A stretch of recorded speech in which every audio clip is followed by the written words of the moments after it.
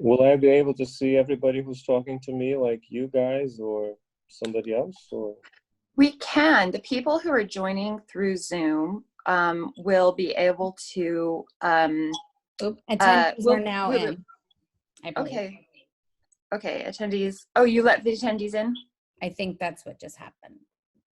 Okay, great.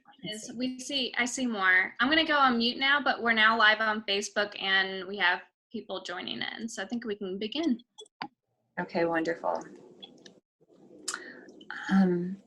Hello, and I'm Miriam Bale. I am the artistic director of Indie Memphis Cinema and Indie Memphis Film Festival. And we are so pleased to have a Q&A for our first digital release.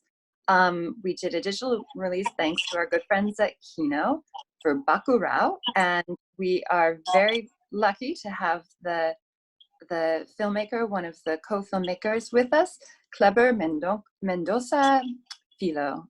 So welcome to our virtual world. thank you very much. Thanks for having me. So before we begin, just a little bit of housekeeping about, for those of you who are on Zoom, you can, if you have any questions, you can, there is a chat box. So feel free to put a question into the chat box. But once we start the actual Q&A, please use the Q&A box. If you look up on top or on the side, if you're, depending on what device you're using, you should see the Q&A box, and feel free to type your question in there once we start the questions. I also want to take a moment to say that this is our first virtual Q&A for this new world that we'll be doing every Tuesday. If you'd like to become a member, join our mailing list, or donate, in the chat box right now will come up how to donate or become a member, and that should be coming up shortly. And on Facebook, you will be able to type in your questions through the comments, and that'll get to us. And I think we're ready to begin. Okay. I think, okay, just one moment. And we'll have so thank you for your patience as we deal with some technical difficulties or technical, let's see. Okay, we're gonna begin. Kleber, I wanted to ask you, this is a film that you made. You've made several films in the last 10 years, Neighboring Sounds, Aquarius, but this is a film that you started before those films, is that correct? Yeah, I think we started discussing the film back in 2009. We had a short film called Filho, which has the international title Cold Tropics. It became a bit of a sensation back in 2009, this short film, and we had the premiere at the Brasilia Film Festival, which only programs Brazilian films. And it's a very traditional, kind of an old festival in the capital of Brazil, Brasilia. And the film was very well received, and it's a fake documentary with touches of sci-fi, and we were on a high. It was me, Emily, the producer, and Juliano, the other producer in the film, and also the art director. And we were on a high because the film was so well received, and we began to play with ideas and say how amazing it would be if we could one day make a feature film which would not follow the usual social realism or even the realism of what most films are. And at that time, I already had the script for Neighboring Sounds, and I knew that Neighboring Sounds was kind of, it belonged to the school of realism, but at the same time, it had some touches of this other thing, although not enough for it to be seen as a genre film, but some people picked up on some of these elements that came in Neighboring Sounds. But the genre film that we always thought of doing was actually BacurauQ, and that's the project that we kept discussing for 10 years, for 9 years, because we ended up shooting the film in 2018. And of course, I did Aquarius, and I did other short films, and I have many other projects, and so has Juliano and Emily. And then finally, the time came for us to concentrate on BacurauQ, and because of the success of Neighboring Sounds and Aquarius, you know, when you do well, you keep getting more money to make your next film, and BacurauQ ended up being the most expensive film I have made so far, but it only cost $2 million, so it's still a very low budget. And it's a low budget film, and you talked about genre. It seems like from the Western imagery, the zooms, you had a very interest in making typical genre films. Can you talk about, you talked about the sort of Brazilian ethnographic, that kind of look, and then can you tell me about the interest in the genre film? Well, I mean, it's quite easy to discuss that, because I grew up watching all kinds of films. I was a very young child in the 70s, and it so happened that the 70s was probably the best moment for American cinema.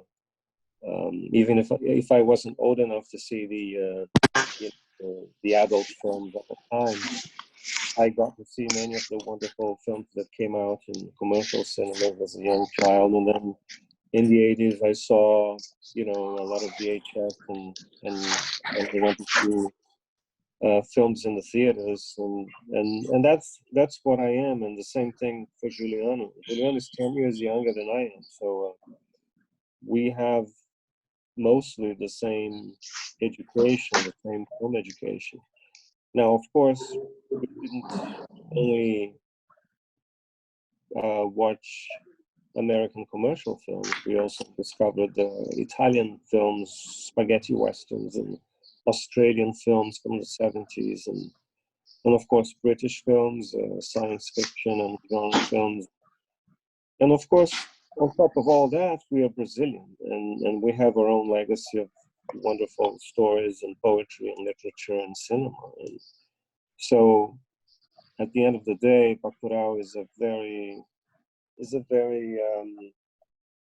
it's a very heartfelt mix. It's almost like a soup of different elements that came together to make this film, which for many people feels incredibly familiar and at the same time very, very unusual. And I love that reaction. Absolutely. Very world building. I wanted to ask you, related to what you just said, some of your influences, the spaghetti western, some of these American genre. Obviously, there's another famous filmmaker around your age who has some of these same interests, Quentin Tarantino. And I couldn't help but think of his films, especially his latest film, in watching yours. And yet there's a very different approach to violence. There's some really horrific violence, both in your film and in Tarantino's latest. Yet in the theaters, in For Once Upon a Time in Hollywood, those gruesome violence, it was met with laughter. And of course, I didn't see your film with an audience as many of our viewers saw, but I feel like there was a very different reaction. Can you tell me about if that was very intentional and how you went about that? Well, first of all, I come roughly from the same generation as Quentin Tarantino, which means that it's almost like living in different cultures. We saw the same sun, you know, we saw the same very bright light, which was basically cinema. And he did it in the US, and I did it in Brazil, and I lived some 4 years of my life in England when I was growing up. So you grow up and you become a filmmaker, and then you begin to do the things that, I mean, you are what you eat, basically. So when you begin to make films or write, you go back to the things that had an impact on you. That's basically what it is. But about violence, I mean, that's always a very tricky element for you to think about when you're making a film, because the two films I made before BacurauQ, the Neighboring Sounds and Aquarius, they do not have any graphic violence. They're actually quite violent, but psychologically, I think. But it just happened that I chose not to go into any kind of graphic violence. I didn't think it belonged in those films. I did go into some degree of sexuality in those films, which is another taboo. Violence, sex and violence are taboos, and sex, of course, a lot more than violence. But in BacurauQ, we always thought that the film would have its own its own depiction of graphic violence, because it is a genre film.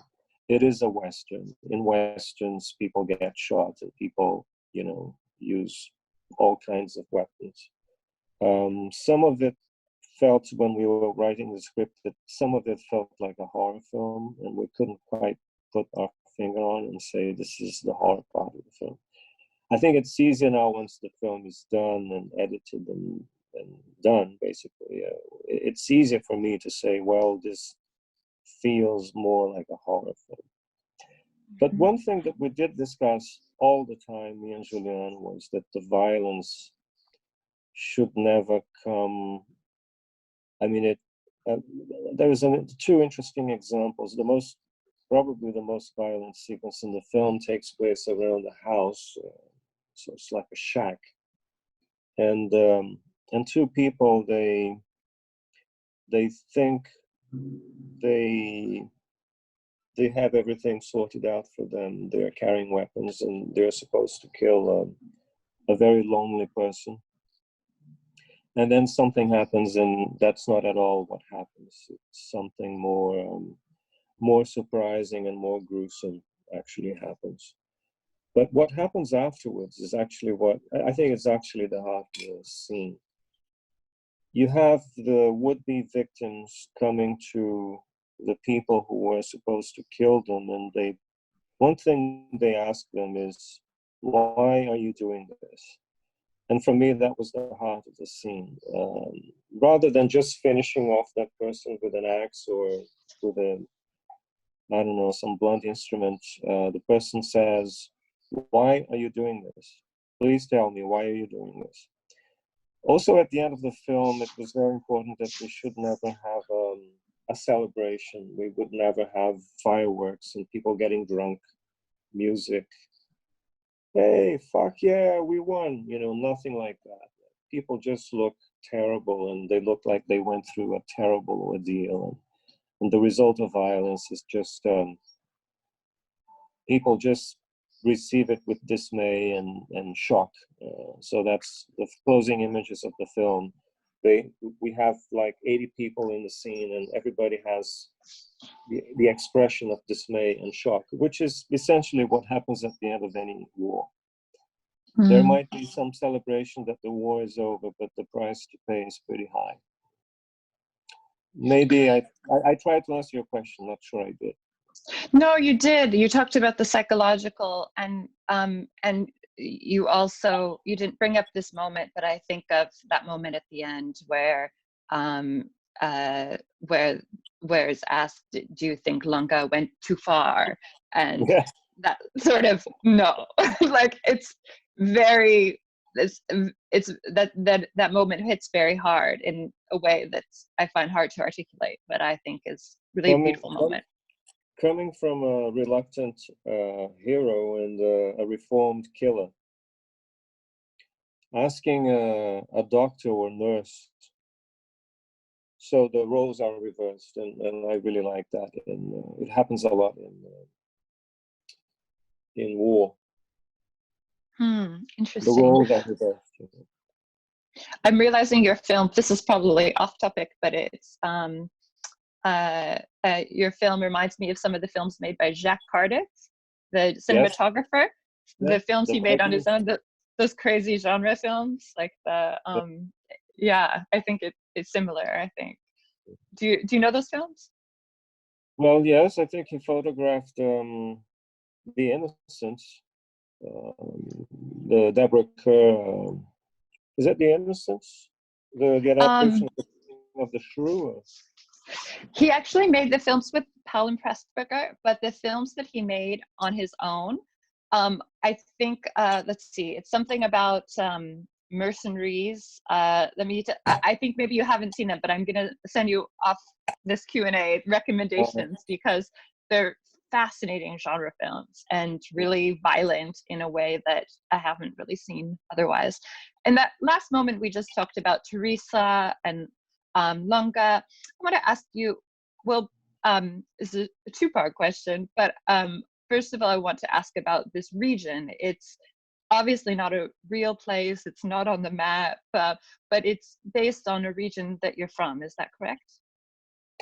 Well, I come from a big city on the coast, which is Recife. So Recife is part of the region, but the region itself is so inland and it's so outback. You know, it would be a little bit like the Australian outback. It's a place that you can go and it's accessible, but it's not really where I live. They have a different scenery and different vegetation and different way of life, basically. But it's such a strong region in terms of language and literature and music and folklore that it kind of leaks into the city. So we have many friends who actually come from that region and their families still live in that region. So it's almost like we come from the same outback region, but I don't. And one of the interesting things about writing the script was we found that a lot of the sertão exists in us, but we were not sure it would sound or look or read funny or phony. And then when we finally went for the location scouting for the film, a lot of many ideas which had been written into the script, they were confirmed by us traveling 7,000 miles in that region. Little things, you know, like discovering that, yes, indeed, most little villages have their own museums. This was something that we wrote into the script, possibly because we already knew it or we had seen it when we were children, I don't know. But then going location scouting and finding those museums and looking at them was so moving and so beautiful. And it really does have, it's almost like a political way of looking at life, you know, and it's a different way of looking at life. Like going into a very small village and seeing that there is a square, like most small villages have a square with benches and trees, and then we saw a bust, you know, like a little monument, and we went over to the monument, and to our surprise, it was the monument of a woman, and the woman was a teacher. So this is just not so usual. You would normally have a man, patriarchy ruling, you know, over everything else, a politician or a farmer. But this was a woman, and she was a teacher, and we thought that was very moving. And we had already written the whole thing with the school and the matriarch who dies in the beginning of the film. So all these interesting, crazy moments that happened during the location scouting, they were very important to inform us and say, yeah, that's the way you should go. You're right. Just keep going. It's interesting that the way that you described writing it, because the characters who I really wanted to ask you about too, on a personal level, on a POV level, are the characters Teresa, Lunga, and the tourists who become part of the bad guys. And to me, all of these characters are sort of insider-outsider. They have an interesting relationship to BacurauQ. And would you mind commenting on that, the insider, especially the tourists? They're with these white Europeans, Americans, and they're said, are you white? Are you not white? And,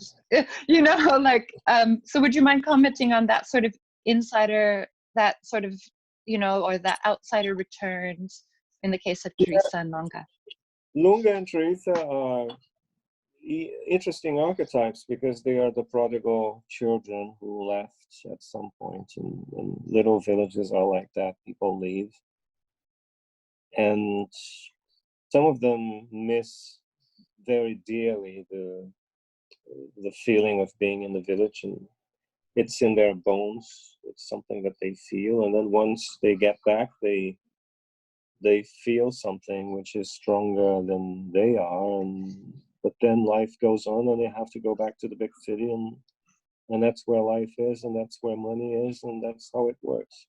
Of course, Lunga works in a kind of a mythical level. He's the classic outlaw in a Western. We even have the wanted, I mean, they are not pieces of paper. I mean, they show up in digital little devices. But it's a wanted sign, all right. It's that's what it says. And Teresa, she comes back because her grandma died, and she has to be with her family. The other two people, they are completely different cases because they actually come from the south of the country, and they have this incredibly arrogant, which is not something, I mean, it really works like that, and it really touched the nerve in Brazil because there was a divide between the southeast and the northeast. The northeast is the poorer region where I come from. The southeast is where all the money has always been concentrated over the last 3-4 centuries, and that's where all the idea of inequality in Brazil comes from. One region had everything, and the other region didn't have what it should have. And that, of course, has created the age-old tensions between the regions and between people like me and people from the southeast. When I was a film critic, I went to a junket, big Hollywood studio, and I got to the hotel and I introduced myself. I give them my name, and the press people say, "So, thank you, welcome. You will need a translator, won't you?" And I said, "No, I speak English. Thank you very much." And then they say, "Wow, that's fantastic. People from the Northeast, they actually speak English." So, those little things that somehow found their way into the script, and then people see it and they go, "Wow, that is awesome," because it's so unusual. I mean, it's so uncommon to see something like this depicted in a film. And so it really hit a nerve here in Brazil. And I think it even hits nerves in different countries. People just adapt. And then yet at the end, they're not welcome in the I think it's not a spoiler to say the bad guys here are Europeans and Americans, and they're not they're not embraced quite in that. Yeah, that's all about power. I think the film is also about power, or what money believes power is. Money defines what power is, but reality has nothing to do with money. In my point of view, in many situations, I actually understand that money might define power, but in some situations it has nothing to do with power. And BacurauQ is very much about that, you know, a small community, they have their own way of doing things. And then they clash with, they have this clash with a different system where it's all about power. So the Brazilians, they actually come from World War II history, because I talked to Juliana about the role of the Ukrainian nationals who helped the Nazis when Hitler invaded Ukraine, and Stalin did nothing to protect Ukraine from Hitler. So even in massacres taking place in Kiev or small towns, there would be the Ukrainian, what's the word? You know, like in France, but the collaborators with the Ukrainians who collaborated with the Nazis to kill Ukrainians, and this is something that is drawn from history, and I was very much interested in using that that dramatic piece of history and applying it to BacurauQ. So when they show up for the first time, you're very confused, because what are they, I mean, what is it that they want? And then of course the community is very suspicious of them. And then you have the, you know, the musician playing them almost like a rap. It's we call a repente, which is, it's just made up on the spot. And then he brings out all this divide that exists between the Northeast and the Southeast. And they present themselves as superior. So it's like this. And then once they go to the compound, it goes like this, because now power is above them, it's not below them.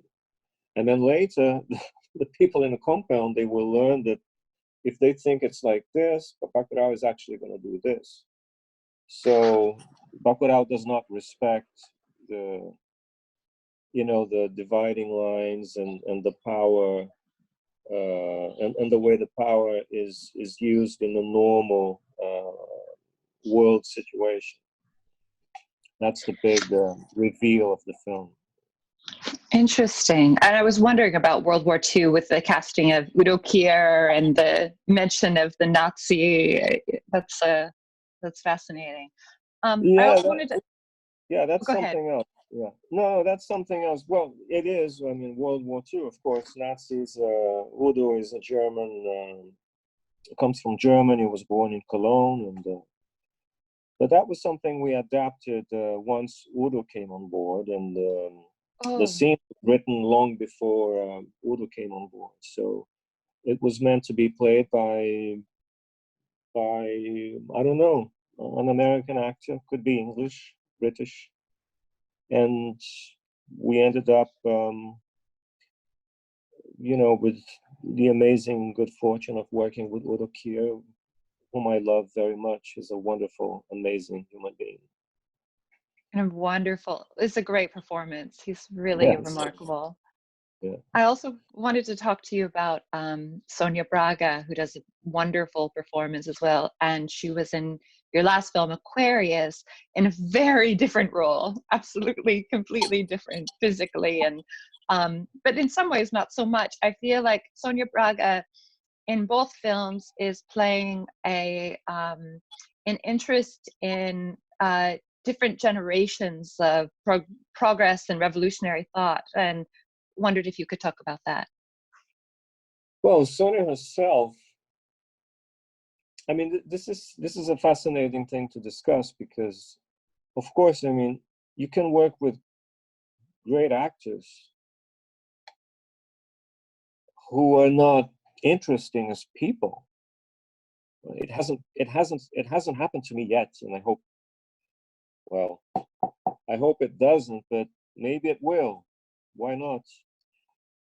Sonia, of course, she's an amazing human being, and she has been a fighter for all kinds of rights since the early 70s. You know, she's been a feminist since the early 70s. She fought for the rights of actors and actresses. She fought against censorship. She's been a libertarian all her life, and she's a very young 69-year-old, and lucky me that I got to work with her twice, not only once but twice. And Aquarius, of course, is a classic American / Italian heroine, that the kinds of which they don't make them like that anymore. I don't know why. So very full of energy, full of sexuality, full of truth, and that's what I wanted. And she absolutely understood the script from the first time she read it, and then we made the film. For BacurauQ, I think she was also, again, she's an incredibly intelligent person. She saw the potential of doing a film which would be not Aquarius 2. I mean, this is a completely different film. And she understood that she would be one important part of a very large ensemble piece. And I think she's great in it.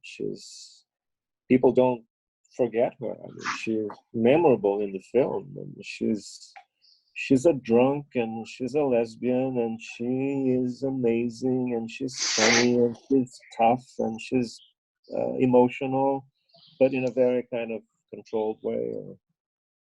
Yeah, it's I'm very happy that she did the film, and I love to see her covered in blood at the at the end of the film, and you know, with a shovel, and I mean, it's so insane. I mean, it's yeah. And yet the calm within this insanity and the focus of her character, she's amazing. Yeah. This is a good time for me to say that our next film for our digital film is a classic Brazilian film, Dona Flor and Her Two Husbands, which is a very, yes, a very different side of Sonia Braga. Yeah, but that's so wonderful. It's actually a wonderful film. It was a huge film back in 1976, 77. 11 million tickets, I think. It's a phenomenon, yeah, and it's a classic, yeah, and it works really well. Yeah, interesting film. Yeah, we're so thrilled for it. So this will be available starting late Thursday, Friday. And I think I'm going to open it up to questions. If you have a question and you're on Zoom, you can raise your hand. There's a raise your hand button, and I can call on you. Or if you feel shy, you can type it into the Q&A box, and I'll get your question. Before, I'm also going to ask a question from Facebook. The first one is a question from Facebook. Let's see. Did you have an idea of what you wanted the score to sound like when you were filming? I love that it had this otherworldly quality that almost felt like a 1980s horror movie. It gave the film a whole different feel that added to its dynamic nature. So would you like to talk about the score?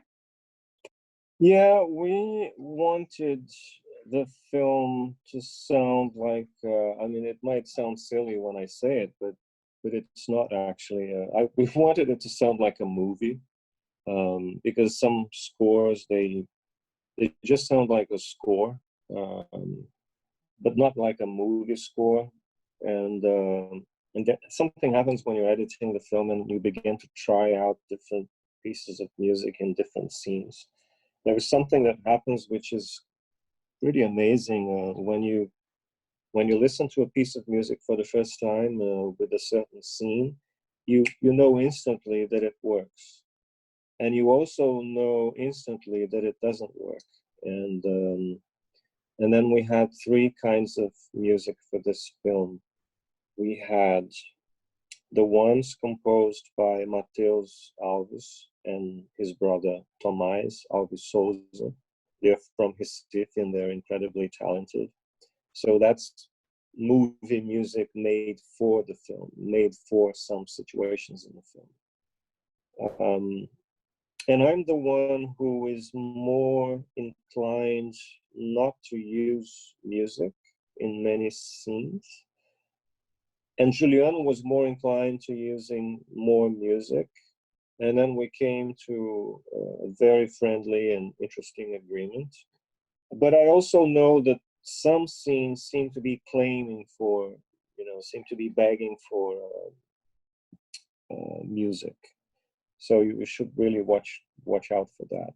And the other pieces of music were existing music that we got from music culture, from like opening the film with this very expensive CGI shot, but using a 1969 Tropicalia track from Caetano Veloso, sung by Gal Costa. It's a beautiful track. And it's actually called Not Identified. That's what it's called in Portuguese. And after much discussion, we decided not to subtitle the opening song in the film because we had credits going. So we thought that it would be too much information, but the lyrics are very, very special, and they mention small towns in the outback at night, and flying saucers, and falling in love, and having the feeling of terror in your life. It's a very interesting piece of music. And then all the other pieces, including John Carpenter's Nights, they were either written into script stage, they were discovered during the making of the film, the shooting of the film, and they also came in at the editing stage. So all kinds of sources and ideas for music, they happen all the time in different stages. I cannot hear you now. Now you can hear me, yes? Okay, sorry. There was actually a question specifically about the John Carpenter track thing, and someone wanted to know if the decision to use that came, you just touched on this, but did the decision to use that come in post or earlier than that? No, that's an interesting situation, because it was one of the first things we wrote into the script. In fact, Night originally opened the film with the expensive CGI shot of space, and then planet Earth, satellite goes by, and then zoom into Brazil.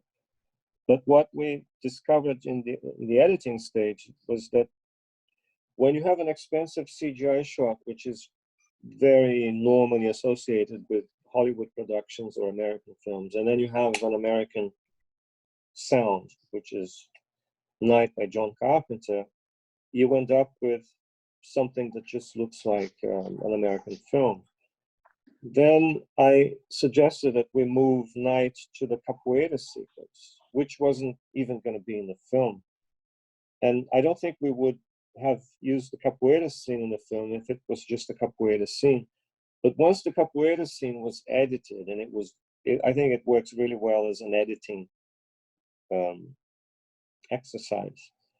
And then we added the Carpenter track, and then we had the really interesting scene, because now we had this Afro-Brazilian ritual going on, and then Carpenter comes in, and it's really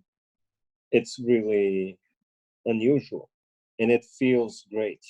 That's one of the things I was telling you about when you put the piece of music with the scene and you hear it for the first time and you go, that is great. It just works. So when we lost Carpenter in the opening of the film and took it to the capoeira scene, I suggested Gal Costa's track to open the film, and then the combination, the tension between music and image, I think is what really makes it work. Oh, fascinating. And let's see, that's what you meant, one of those scenes that's begging for music that you mentioned before? Or you What said you scene? have to be sorry? What scene?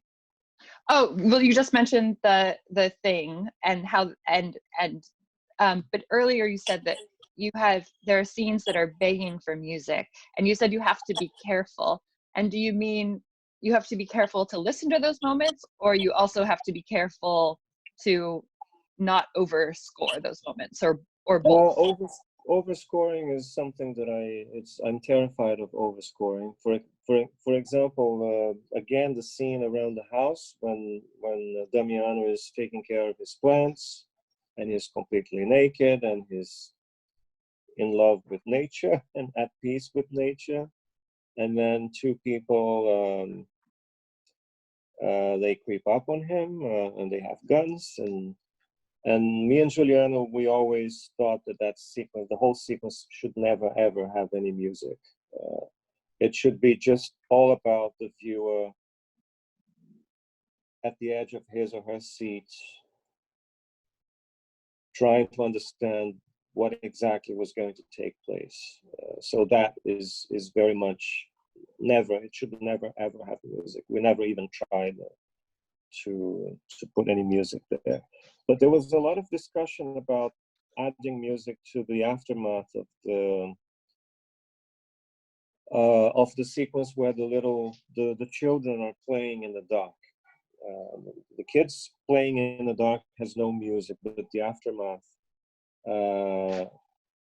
we spent like 3 or 4 days with music, and then 3 or 4 days without music, and then 3 or 4 days with music, and then 3 or 4 days without music, because we thought it would be too kind of melodramatic. But then finally we understood that what can you do? I mean, it is super dramatic, so let's go with music. And it feels right. Yeah.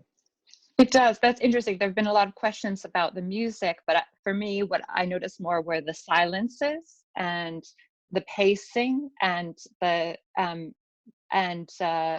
I feel like those were more notable. That it made it. Can you talk a little bit about the silences, but specifically about the pacing? It has this sort of slow build up that was really interesting. Yeah. This is something that I was always very passionate about, because and I think it can be a problem, especially now that so many people are watching the film in digital platforms at home. Sometimes I even think we should put a warning at the opening of the film. Be a little patient, and then stuff will happen. But because it takes like 45 minutes for the film to take off the mask and say, hey, this is what I am. And so, yeah, there is a very slow build, and there's a very gradual giving out information to the viewer about these characters and this community and how it works, and then there's the doctor, and there's the teacher, and there's the school, and the kids, and the reformed, the killer who doesn't want to be a killer anymore, and then Teresa comes in, and there's the funeral, and the problem with the water. So there's a lot of information until you see a UFO. That's the first sign that there's something strange going on, and then the village disappears off the maps. So yeah, this is something that we discussed a lot, because if you go back to the great films, the kinds of films that made me want to make films, films from the 70s and the 60s and even the 80s, the story actually takes some time. It's some investment for you to believe in what you're looking at. Today, sometimes you go to the multiplex and then you see a new commercial film. Many of them are superhero films. And the first big scene happens in 45 seconds. So 45 seconds for me, I'm watching and trying to make something out of it, but I'm not really involved with anything. It's just explosions and demolition and very a lot of low frequency thuds going on in the, the kind of noise that you can hear in the next, in the neighboring, in the screen 7, which is wall to wall with the. So in this film, I mean, it really takes some time for you to, and this is something that comes back a lot. A lot of people write on the internet and social media, Letterboxd and IMDb. It has kind of a slow build, but then, yeah, once things begin, they begin. That's good. So there's a question from Lisa related to this buildup. She says, how did the people of BACURAU decide the punishment of Tony Jr. and Michael? I can assume most people have seen this, but if there's a way you can speak about it without too many spoilers, it's up to you. But is there a cultural connection to that, or can you just tell us? I love, I think it's an old, maybe I can call it a trick. I mean, it's not really a trick. I mean, it's just something that you do when you're telling a story. I mean, I really believe that you should withhold information from your reader or your viewer, but only the very strategic, necessary piece of information that you can withhold. But for instance, look at the work of Steven Spielberg. In many situations, he has a character, a medium shot of a character, just going like this. And then the audience says, what is she looking at? And then she's just going like this. And then 3 seconds later, he cuts and shows, I don't know, a dinosaur or a spaceship. It's just like that, except that when the population, they have clearly decided what to do with those people. And I love the fact that the audience hasn't really taken part in the meeting. So we cut to the scene where there was this very nice old lady running with a mask.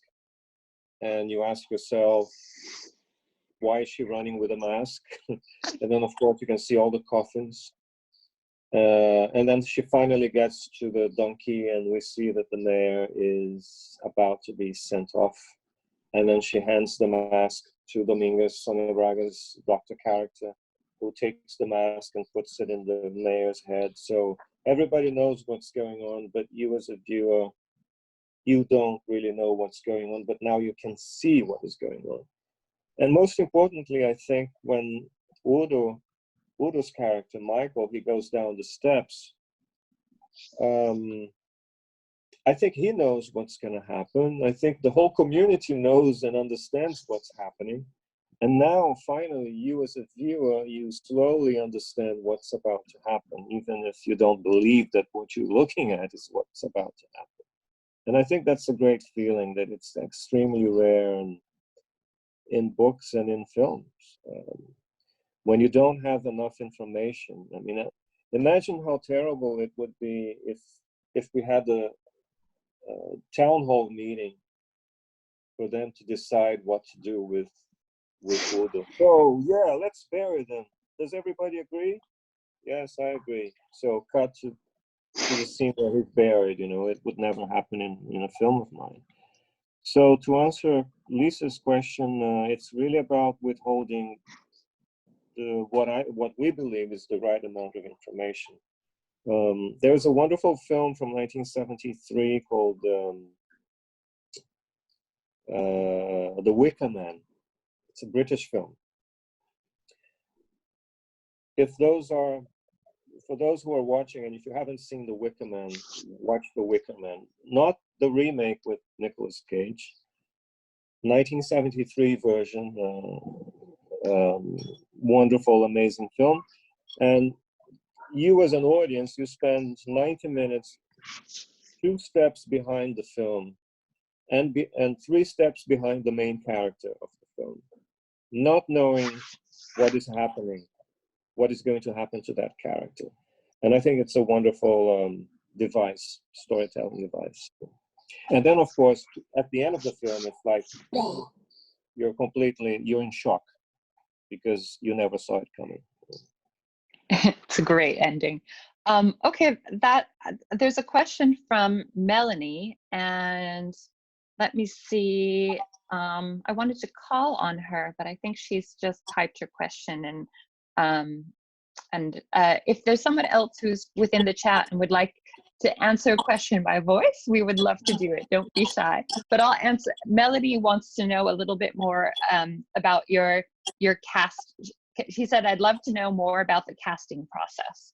And were there specific actors planned? You just talked a little bit about Sonia and Udo Kier. Can you talk a little bit more about casting the other actors? I mean, this is a very tough casting job because I think we had 53 characters with lines, with dialogue. And of course, we had a whole community of people that we always knew they had to be amazing. I think one of the biggest crimes in film is when the extras are just like pieces of furniture in the background. They're just people in the background, slightly out of focus. And for this film, the community had to be real because BACURAU in our minds is a real place. It's real in spirit and it's real politically. It's not real in fact, but in spirit, it's very much real. And the amazing thing is we worked with this great friend and incredibly talented filmmaker who has also done casting work for me in Aquarius and in BACURAU. And we began the process very early. We began a year and a half before we shot the film. So he went, I don't know, 15, 20 times to that region where he mapped out the small communities, and something beautiful happened, which was the most amazing people in each small community. They were immediately attracted and interested in taking part in the film,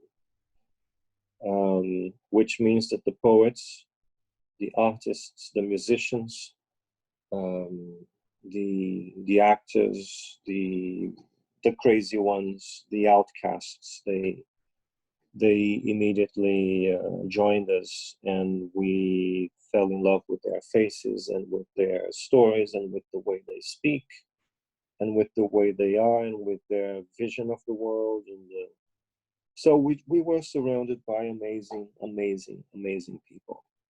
And of course, a very respectful relationship, because sometimes films can go very, very wrong. You know, people coming from the big cities and this horrible feeling of exploitation that exists with small communities. And this is absolutely something that we discussed.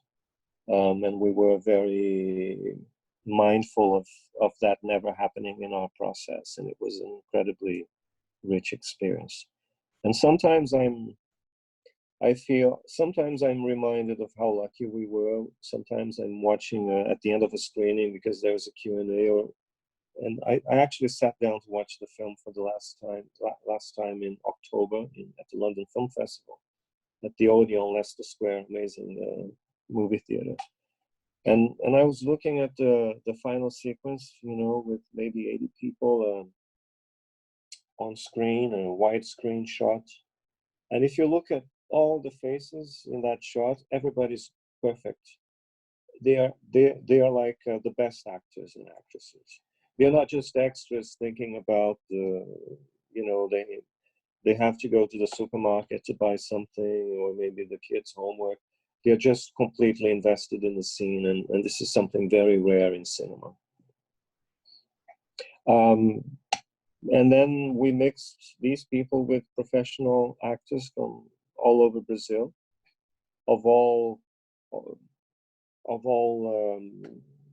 different cities, different skin color, and then of course we found the wonderful people from the States and from England, and Udo, and then Sonia came in. So we had this very strange mix of amazing people to work with, and I think we were very lucky because we had a great time working with them, and they're wonderful people. We have a WhatsApp group which is nonstop, and it's a great group. It's like the best family group ever. So I think we've been nearly an hour, but I want to ask one more question. Kleber, it would be I have to ask this question. We're doing this virtual Q&A. This film was supposed to get a robust theatrical distribution, and then Kino has come in and done this amazing job of doing a digital platform where it's being seen by people who may have not been able to see it, may have had to wait to see it. Can you comment a little bit on the pros and cons of this unusual situation? I see nothing. I see no cons again in a situation like the one we are living through now. It's a historic moment that we are living through now. We are all having the same kind of day. We're all stuck at home. It's something much bigger than, even bigger than cinema. I'm actually very moved because I have also been a programmer for 20 years, and I still program films. For the last 5 years, more than ever, I think, we are asking ourselves, where is cinema going? Where are cinemas going? With all the recent developments in cinema, and now with Corona, I think it's another huge challenge, which I hope will only make cinema come out stronger. But of course, the financial implications are terrible. And I really respect the work that Kino Lorber is doing with this film. I think they're amazing. I'm happy that I got to have a very good time in New York City before this whole thing broke out.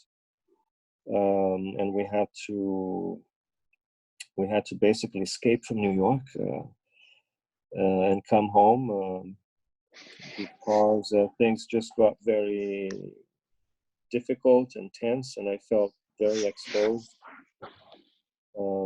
And I've been in quarantine for 11 days now and feeling healthy, and it just gives you an idea of how dramatic the whole situation is, and they found a way of making this work. Not sure, I don't have the numbers, but I keep seeing people reacting to the film in the United States. Over in the UK, it's a different system. It's Movie. I also love them very much. They've been doing an amazing job with Movie. In Germany, the UK, Ireland, and India. And a lot of feedback coming from that side also. I'm just happy that the film is being seen. And here in Brazil, and I mean, not only in Brazil, but I say Brazil because the film has been alive and part of the conversation since mid-August. It has become quite a phenomenon in Brazil. And now with Corona, new people are discovering the film digitally in all kinds of platforms. And of course, now people see a lot of the things that happen in the film as somehow matching the moment that we're living through. When, for example, they say that when the mayor comes into town and everybody disappears, I mean, it's like Corona is coming into town. So it's like the film just doesn't stop developing itself in people's minds, and I observe this as with great curiosity, you know, and I feel so lucky that we made a film with so many friends, and the film just keeps going, and it's a film that seems to speak about many truths that exist in the way we live today in the world. And I'm very happy that I'm here tonight talking to you in my quarantine. We're so happy too. Thank you so much. I've enjoyed this conversation so much. And I want to say thank you to Nick and Chris and David and Jor, and of course, Richard Lober for this exciting new world. And it's just been a delight talking to you. Thank you so much. Thank you very much. It was a pleasure. Bye. Bye.